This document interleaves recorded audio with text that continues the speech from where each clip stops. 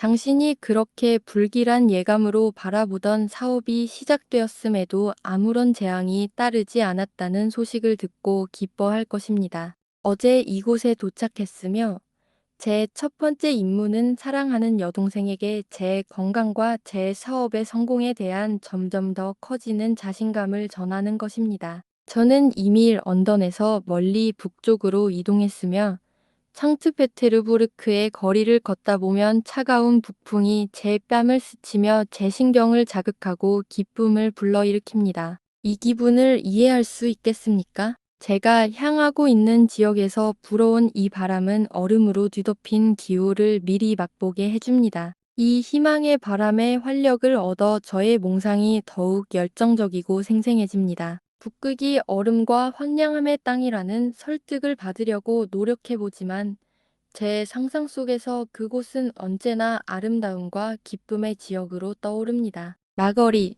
그곳에서는 태양이 항상 보입니다.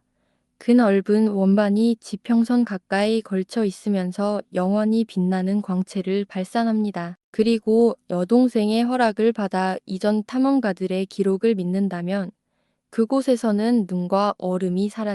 그곳에서는 눈과 얼음이 사라지고 고요한 바다 위를 항해하여 지금까지 발견된 어떤 지역보다도 더 놀랍고 아름다운 땅으로 우리를 데려다 줄지도 모릅니다. 그 땅의 산물과 특징은 전례가 없을 수도 있으며 확실히 그 미지의 고요 속에서 하늘의 현상은 경이로움을 자아낼 것입니다. 영원한 빛의 나라에서는 무엇이 가능하지 않겠습니까? 그곳에서 나침반 바늘을 끌어당기는 놀라운 힘을 발견할지도 모르며 이 항해를 통해서만 설명될 수 있는 하늘의 여러 신비를 정리할 수도 있을 것입니다. 아직 인간의 발길이 닿지 않은 세상의 일부를 목격하며 저의 강렬한 호기심을 충족하고 사람의 발자국이 남겨지지 않은 땅을 밟을 수 있다는 희망이 저를 사로잡고 있습니다. 이런 유혹은 위험이나 죽음에 대한 모든 두려움을 극복하게 하고 고된 항해를 시작하는 제게 어린아이가 휴일 친구들과 함께 작은 배에 올라 고향강을 따라 모험을 떠나는 기쁨을 선사합니다. 하지만 이 모든 추측이 틀렸다고 하더라도 북극 근처에서 새로운 항로를 발견함으로써 현재 몇 달씩 걸리는 나라들로의 접근을 훨씬 단축할 수 있는 무한한 가치를 누구도 부정할 수 없을 것입니다. 아니면 나침반의 비밀을 밝혀낼 수도 있을 것입니다. 이 비밀은 오직 저와 같은 시도가 아니고서는 결코 실현될 수 없을 것입니다. 이러한 생각들은 제 편지를 시작할 때 느꼈던 동요를 가라앉혔으며 이제 제 마음은 열정으로 뜨겁게 달아올라 천국에 오른 듯한 기분이 듭니다. 왜냐하면 마음을 평정시키는데 이처럼 큰 기여를 하는 것은 흔들리지 않는 목표, 즉 영혼이 지적 시선을 고정시킬 수 있는 지점이기 때문입니다. 이번 탐험은 제 어린 시절부터 꿈꿔온 소망이었습니다. 북극 주변 바다를 통해 북태평양에 도달하려는 여러 항해 기록들을 열정적으로 읽어왔습니다. 아마 기억할지 모르지만 탐험을 위한 항해 기록들로 구성된 도서들은 우리 친절한 삼촌 토마스의 서재를 이루고 있었습니다. 제 교육은 소홀히 여겨졌지만 저는 독서에 대한 열정이 매우 강했습니다. 이 책들은 밤낮으로 제 학문 대상이었고 그것들에 익숙해질수록 어린 시절 제 아버지의 유언에 따라 삼촌이 제가 바다로 나가는 것을 허락하지 않았다는 사실에 느꼈던 후회가 커져만 갔습니다. 그러나 이러한 꿈은 제가 처음으로 시인들의 작품을 읽으며 영혼이 매료되고 천상으로 끌어올려지는 경험을 했을 때 사라졌습니다. 저 역시 시인이 되었고 1년 동안 제가 창조한 낙원 속에서 살았습니다. 저는 제가 웅어와 셰익스피어의 이름이 헌정된 신전에서 제 자리를 얻을 수 있을 것이라고 상상했습니다. 그러나 당신은 제 실패를 잘 알고 있으며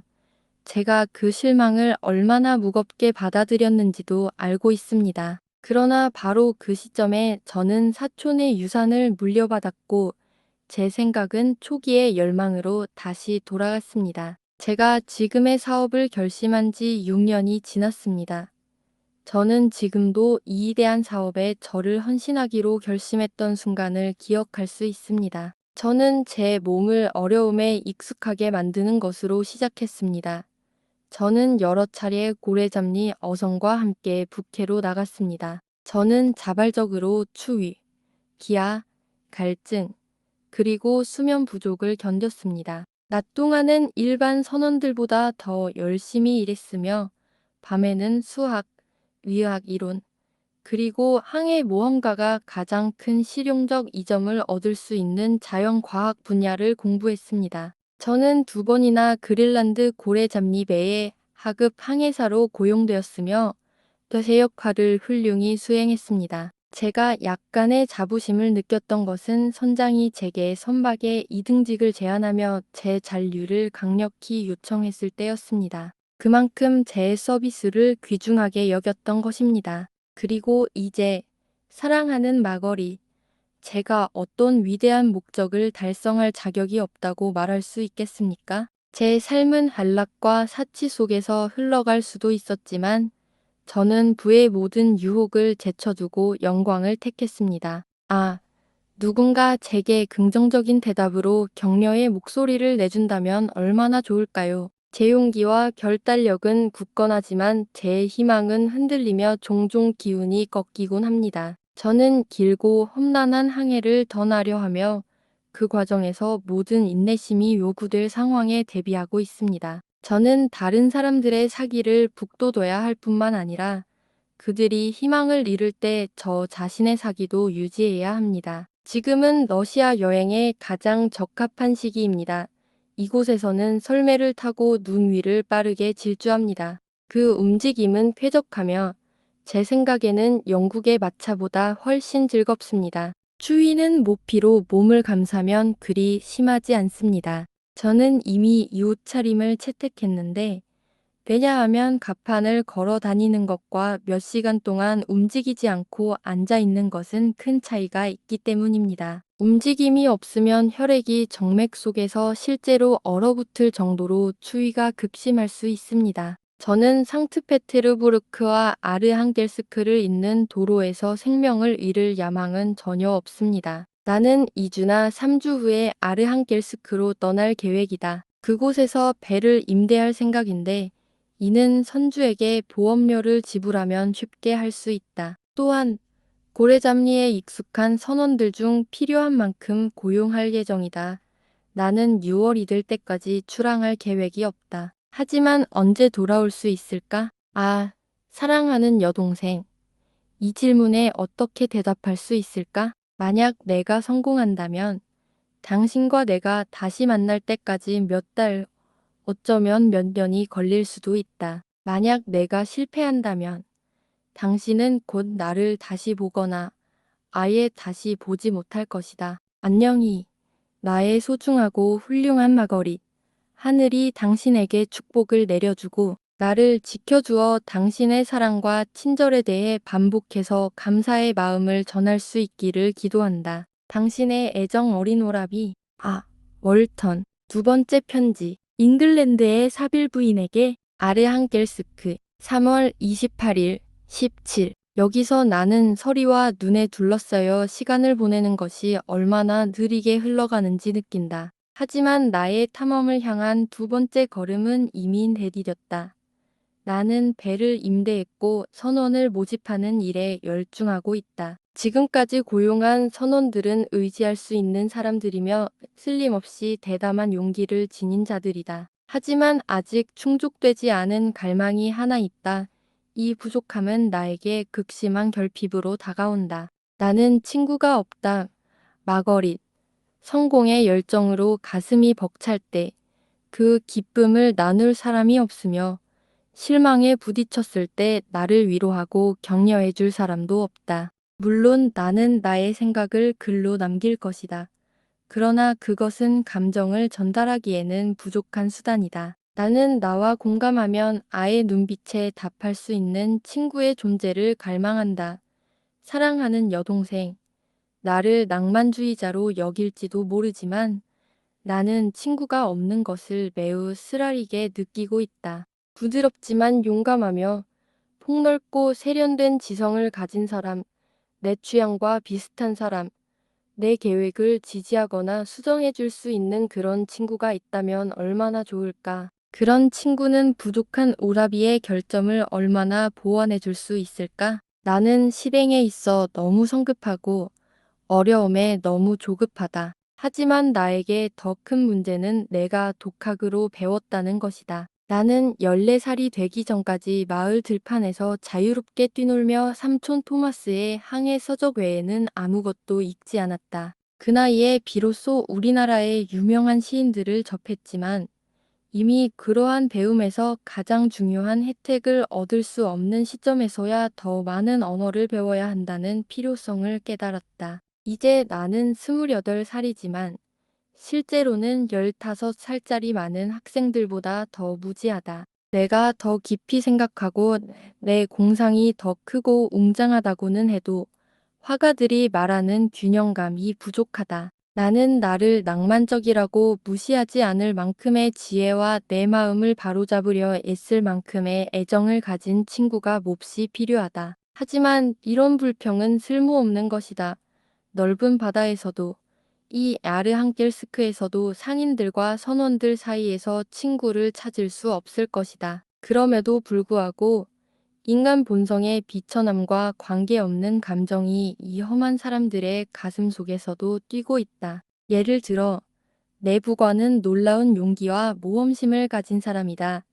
그는 미친 듯이 영광, 아니 더 정확히 말하면 자신의 직업적 발전을 갈망한다. 그는 영국인이며 교양으로 다듬어지지 않은 상태에서도 국가적, 직업적 편견을 가지고 있으면서도 인류의 가장 고귀한 자질 중 일부를 간직하고 있다. 나는 그를 고래잡리배에서 처음 알게 되었고 그가 이 도시에서 실직 상태임을 알게 되자 쉽게 내 탐험에 동참하도록 설득할 수 있었다. 선장은 매우 훌륭한 성품을 가진 사람으로 그의 온화함과 부드러운 규율로 인해 배에서 특별히 주목받고 있다. 그의 잘 알려진 성실함과 대담한 용기는 내가 그를 고용하고 싶게 만든 주요한 이유였다. 고독 속에서 보낸 젊은 시절과 당신의 온화하고 여성스러운 보살핌 아래 보낸 최고의 나날들은 내 성격의 기본을 다듬어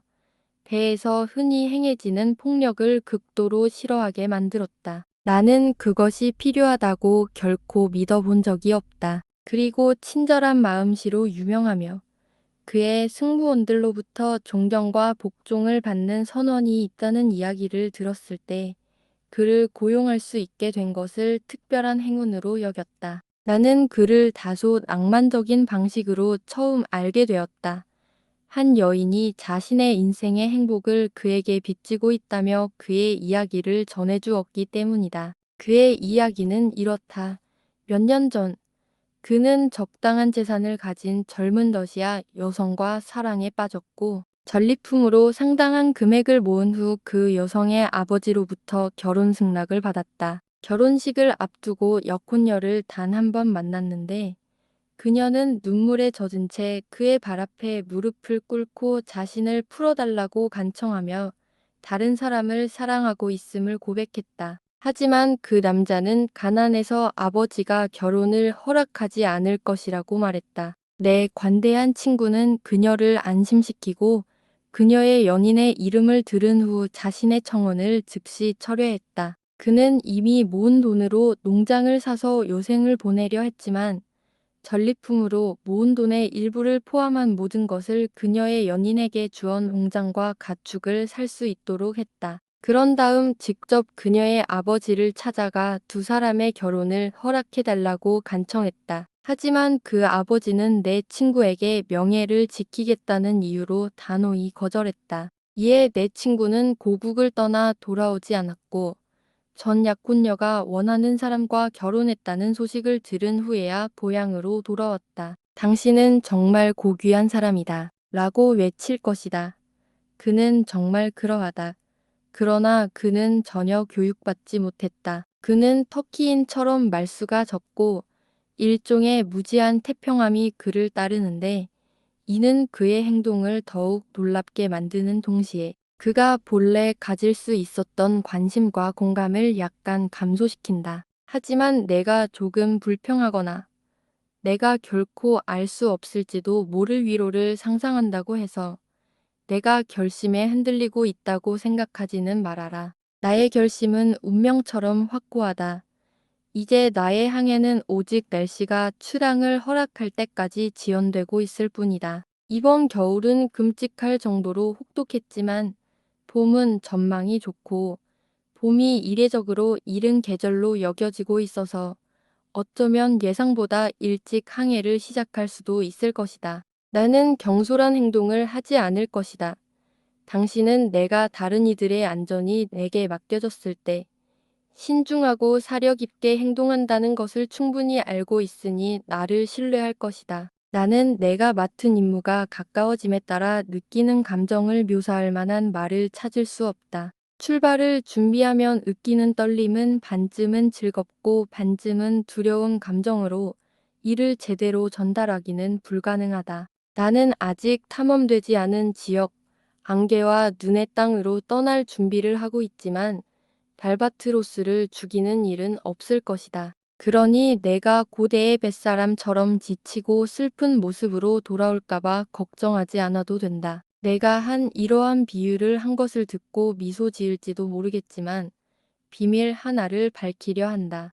나는 종종 바다의 위험하고 신비로운 미스터리에 대한 나의 열정적인 애착이 현대의 가장 상상력이 풍부한 시인 중 한 사람의 작품에서 비롯되었다고 생각한다. 내 영혼 속에서 무언가가 작동하고 있지만 나는 그것이 무엇인지 이해하지 못한다. 나는 실질적으로 부지런하며 인내와 노력으로 임무를 실행하는 일꾼이지만 이와는 별개로 모든 나의 계획 속에 놀라운 것에 대한 사랑과 믿음이 얽혀 있다. 그것이 나를 인간의 평범한 길에서 벗어나 야생의 바다와 아직 발길 닿지 않은 지역으로 이끌고 있다. 이제 더 소중한 문제로 돌아가겠다.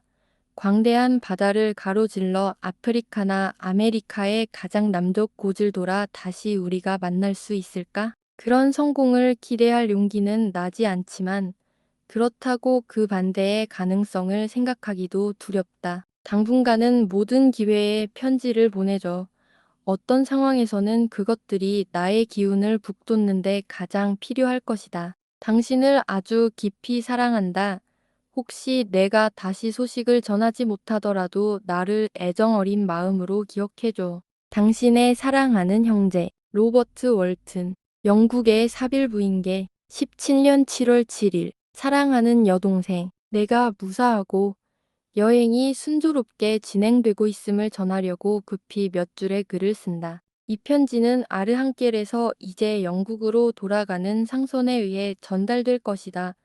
나보다 더 운이 좋은 그 배는 아마도 나보다 먼저 고향에 돌아갈 것이다. 그러나 나는 운이 좋게도 내 선원들은 대담하고 목적이 확고한 듯 보이며 우리가 나아가는 지역의 위험을 나타내는 떠다니는 얼음 덩어리들조차 그들을 불안하게 하지 못한다. 우리는 이미 아주 높은 위도에 도달했다.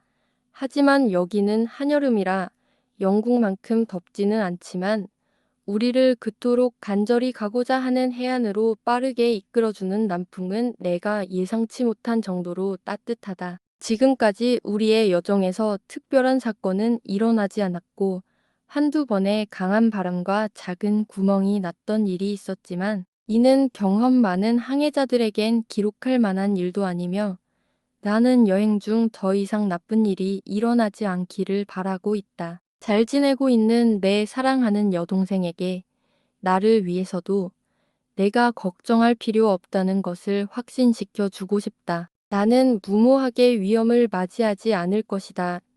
나는 침착하고 인내하며 신중할 것이다. 나의 노력은 반드시 성공할 것이다. 안 된다고 할 수 있을까? 지금까지 나는 고립된 바다를 안전하게 항해하며 왔고 그 길을 밝혀주는 별들 자체가 내 승리를 증명하는 증인이 되어주고 있다. 이제 마쳐야겠다.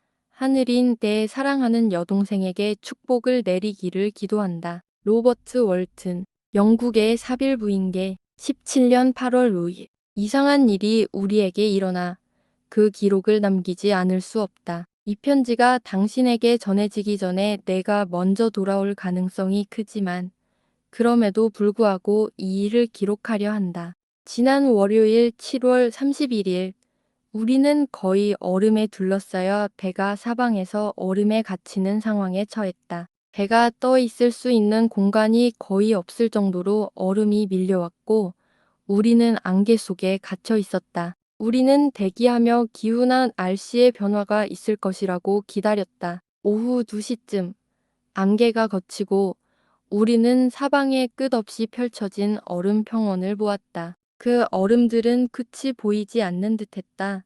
동료 몇 명이 시름을 터뜨렸고 나 역시 불안한 생각이 떠오르며 경계하게 되었다. 그러던 중 갑자기 눈에 띄는 이상한 광경이 우리를 사로잡았다.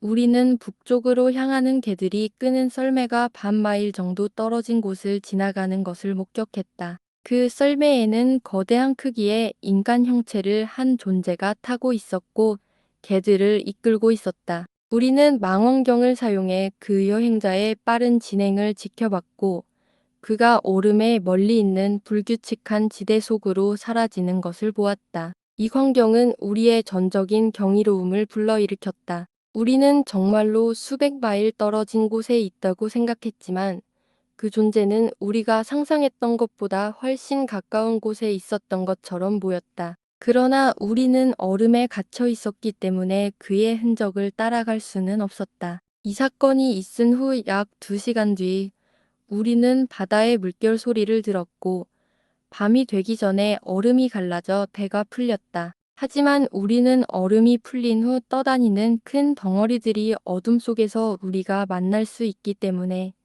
아침까지 배를 정박시킨 채 기다렸다. 그동안 나는 잠시 눈을 붙였다. 그러나 아침이 밝자마자 나는 갑판으로 나갔고 모든 선원들이 배 한쪽에서 바다 속 누군가와 대화를 나누고 있는 것을 보았다. 사실 그것은 우리가 이전에 본 썰매와 같았고 밤새 큰 얼음 덩어리 위로 배에 밀려온 것이었다. 썰매 안에는 살아남은 개 한 마리만 있었고 그 안에 사람이 있었다. 선원들은 그 사람에게 배에 들어오라고 설득하고 있었다. 그 사람은 우리가 봤던 다른 여행자처럼 어떤 미지의 섬에서 온 야만적인 존재가 아니라 유럽인이었다. 내가 갑판에 나타나자 선장은 말했다. 여기 우리 선장이 있습니다. 그가 당신이 바다에서 죽지 않게 해줄 것입니다. 그 사람을 보자마자 그는 나에게 영어로 말을 걸었다. 저는 당신의 배에 타기 전에 어디로 가고 있는지 알려주실 수 있나요? 나는 그 질문을 듣고 매우 놀랐다. 그런 극단적인 상황에서 그런 질문을 하다니. 이 배가 그에게 가장 중요한 자원인 줄 알았는데 말이다. 나는 우리가 북극으로 향하는 탐험을 하고 있다고 대답했다. 그 말을 들은 그는 만족한 듯 보였고 배에 오르기로 동의했다. 하느님, 마가렛, 만약 그 사람을 봤다면 놀라움이 끝이 없었을 것이다. 그의 팔다리는 거의 얼어 있었고 몸은 피로와 고통으로 쇠약해져 있었다.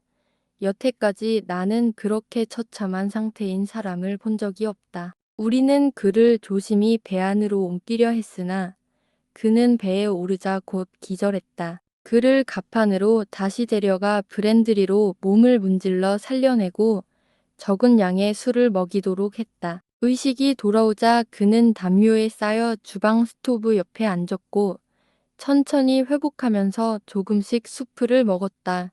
그 후 이틀이 지나자 그가 말을 할 수 있게 되었다. 나는 그가 고통으로 정신을 잃었을까봐 매우 걱정했다. 조금 회복한 후 나는 그를 내 방으로 옮겨 내 의무가 허락하는 범위 내에서 그를 돌보았다. 그 사람은 정말 흥미로운 존재였다.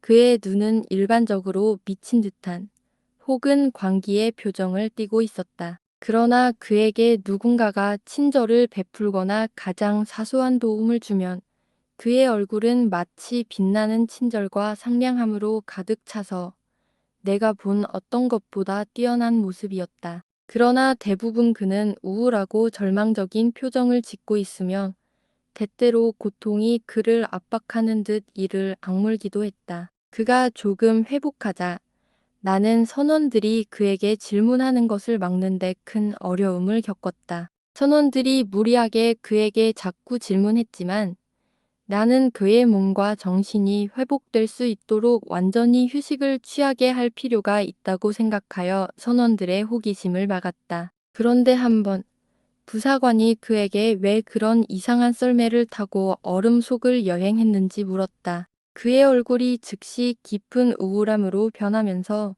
그는 대답했다. 나를 떠난 사람을 찾으러 왔습니다. 그렇다면 당신이 쫓던 그 사람도 그런 방식으로 여행했나요? 네. 그럼 내가 생각하기에는 우리는 그를 본 것 같습니다.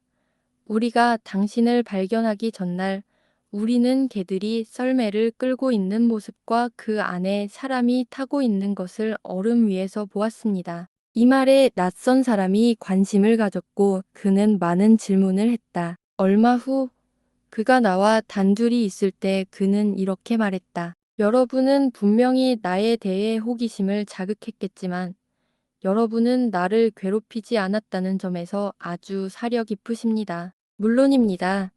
제 호기심으로 당신을 괴롭히는 것은 정말로 무례하고 비인간적일 것입니다. 그럼에도 불구하고 당신은 나를 위험하고 낯선 상황에서 구해주셨고 자비로 나를 보살펴 주셨습니다. 그 후 그는 얼음이 깨져서 다른 설매가 파괴되었는지 물었다. 나는 얼음이 자정 가까이에서야 깨졌기 때문에 그가 그 시간까지 안전한 곳에 도달했을 수도 있다고 대답했지만 그것에 대해 확실히 말할 수는 없다고 했다. 그때부터 근 낯선 사람의 쇠약해진 몸에 새로운 생명이 깃들기 시작했다. 그는 얼음 위를 지나가는 설매를 보기 위해 갑판에 나가려고 했지만 나는 그가 아직 너무 약해서 차가운 공기를 견딜 수 없다고 설득하여 침실에 있도록 했다. 나는 그가 원하는 대로 새로운 썰매가 보일 경우 즉시 알리겠다고 약속했다. 이것이 이번 사건에 대한 내 현재까지의 일지다.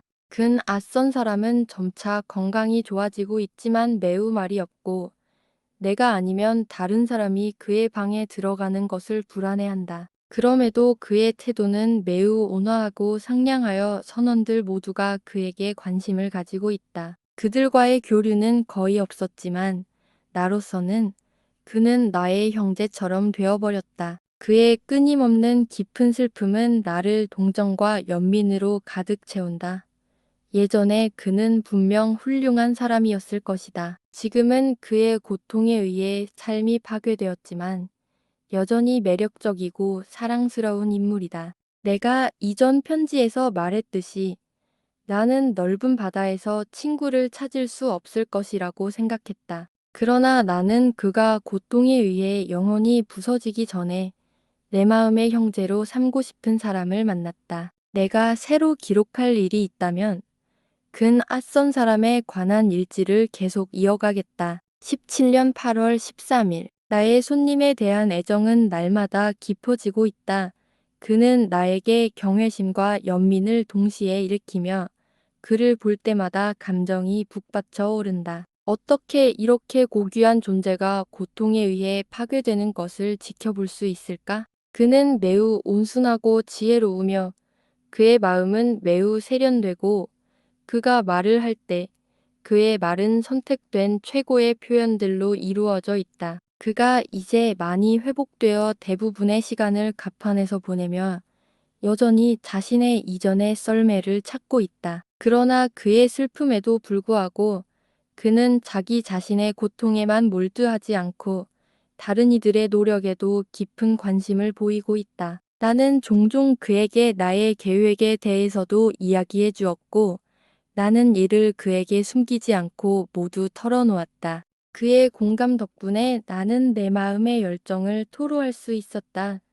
나는 내 항해의 성공을 위해 내 모든 것, 재산, 생명, 모든 희망을 희생할 의향이 있다고 말했다. 나는 한 사람의 생명이나 죽음은 우리가 자연의 힘을 제어하고 그 지식을 얻는 대가로는 작은 대가일 뿐이라고 말했다. 내가 이렇게 말할 때 그의 얼굴에 어두운 그늘이 드리워졌다. 그는 감정을 억누르려고 했지만 그의 손 사이로 눈물이 흘러내리는 것을 보았다. 그의 가슴에서 신음소리가 터져 나왔고 나는 말을 멈췄다. 잠시 후 그는 부서진 목소리로 말했다. 불쌍한 사람, 너도 내 미친 행동에 휘말렸니? 너도 그 독 같은 술을 마셨니? 내 이야기를 듣는다면 당장 그 잔을 내려놓을 거야. 그의 말에 나는 강한 호기심을 느꼈지만 그의 고통이 그를 압도했고 그의 감정이 가라앉을 때까지 몇 시간 동안의 휴식과 조용한 대화가 필요했다. 그가 감정을 억누르고 나자 그는 자신이 감정에 지배당하는 것을 경멸하는 듯한 모습을 보였고 절망의 어두운 세력을 제압한 후 다시 나와 내 이야기에 대해 이야기하고자 했다. 그는 나에게 어린 시절에 대해 물었고 나는 빠르게 이야기를 마쳤지만 그것은 여러 가지 반성의 계기가 되었다. 나는 진정한 친구를 찾고 싶은 열망, 나와 더 깊은 교감을 나눌 수 있는 사람을 찾고 싶다고 말했다. 나는 친구 없이는 한 사람의 행복이 완전할 수 없다는 믿음을 표현했다. 나도 같은 생각이야. 그는 대답했다. 우리는 불완전한 존재, 반쯤 만들어진 존재다. 만약 우리보다 더 지혜롭고 더 나은, 더 소중한 친구가 없다면 우리 존재는 완성되지 않는다. 그가 말하는 동안 그의 얼굴에는 차분하고 고요한 슬픔이 새겨졌고 그것을 보고 나는 깊은 동정을 느꼈다. 그러나 그는 말없이 조용히 나가서 다시 자신의 방으로 돌아갔다. 그는 자신의 마음이 산산이 조각났음에도 불구하고 여전히 자연의 아름다움에 깊이 감동을 받았다. 별이 가득한 하늘, 바다, 그리고 이 지역이 주는 모든 경치는 여전히 그의 영혼을 당에서 끌어올리는 힘을 지니고 있다. 그는 고통을 겪고 실망에 짓눌려 있을 수 있지만 자신 속으로 퇴각할 때는 마치 천상의 존재처럼 그를 둘러싼 모든 슬픔과 어리석음이 다가올 수 없는 광위를 발산한다. 내가 이 신성한 방랑자에 대해 표현하는 열정을 보고 너는 웃을지도 모르겠다. 하지만 그를 본다면 웃지 않을 것이다. 너는 책과 고립으로 다듬어지고 정제되어 왔기에 더 섬세할 수 있다. 그러나 그만큼 그가 지닌 뛰어난 자질을 더 잘 평가할 수 있을 것이다. 나는 그가 가진 특별한 능력이 무엇인지 알아내려고 했지만 그것은 그의 직관적인 판단력, 사물의 원인에 대해 비할 데 없는 명확성과 정확성을 가진 통찰력, 그리고 그의 언어 능력, 그가 내뱉는 소리의 변화가 사람의 영혼을 사로잡는 음악 같은 힘 때문이라 믿는다. 8월 19일, 17. 어제 근 낯선 사람이 나에게 말했다. 월튼 선장님, 당신은 내가 큰 고통과 비교할 수 없는 불행을 겪었다는 것을 쉽게 알 수 있을 것입니다. 한데 나는 이러한 고난들의 기억인 아와 함께 사라지기를 결심했지만 당신이 나를 설득하여 그 결정을 바꾸게 만들었습니다. 당신은 나처럼 지식과 지혜를 추구하고 있습니다. 그리고 나는 당신이 원하는 것을 이루길 간절히 바라지만 그것이 에게 상처를 준 독처럼 당신에게도 해가 되지 않기를 바랍니다. 내가 겪은 재난의 이야기가 당신에게 유용할지는 모르겠으나 당신이 같은 길을 가고 있으면 아와 같은 위험에 노출되어 있다는 점에서 내 이야기가 당신에게 어떤 교훈을 줄 수 있을 거라 생각합니다. 당신이 성공한다면 그 길을 인도해 줄 것이고 실패할 경우에는 위로가 될 것입니다. 지금부턴 애가 겪은 일들을 이야기하려 합니다. 대개는 기적처럼 여겨지는 사건들이지만 평범하고 단조로운 자연의 풍경 속에 있었다면 당신의 불신이나 아마도 조롱을 두려워했을 것입니다. 하지만 이 신비로운 지역에서는 자연의 다양한 능력을 잘 모르는 이들에게 웃음을 자아낼 만한 것들이 실제로 가능하다는 것을 보여줄 수 있습니다. 그래서 내 이야기는 그 사건들의 진실성을 내재적인 증거로 포함하고 있습니다. 넌 내가 왜 그의 이야기를 듣고 싶어 했는지 쉽게 짐작할 수 있을 것이다. 호기심도 있었지만 그가 고통에서 벗어날 수 있도록 도와주고 싶다는 강한 마음도 있었고 나는 그런 감정을 그에게 솔직히 표현했다. 그는 대답했다. 당신의 동정심에 감사하지만 그것은 아무 소용이 없습니다. 내 운명은 거의 다 끝났습니다. 나는 단 하나의 사건만을 기다리고 있고 그 후에는 평화롭게 쉴 것입니다. 당신이 내 말을 끊으려는 것을 알겠지만 내 친구여, 아무것도 내 운명을 바꿀 수 없습니다. 내 이야기를 들으시면 그것이 얼마나 불가피하게 정해졌는지 알게 될 것입니다. 그는 내가 한가할 때 내일 내 이야기를 시작하겠다고 했고 이 약속에 나는 진심으로 고마운 마음을 전했다. 나는 매일 밤 꼭 해야 할 일이 없으면 가능한 한 그의 말 그대로 그가 들려주는 이야기를 기록하기로 결심했다.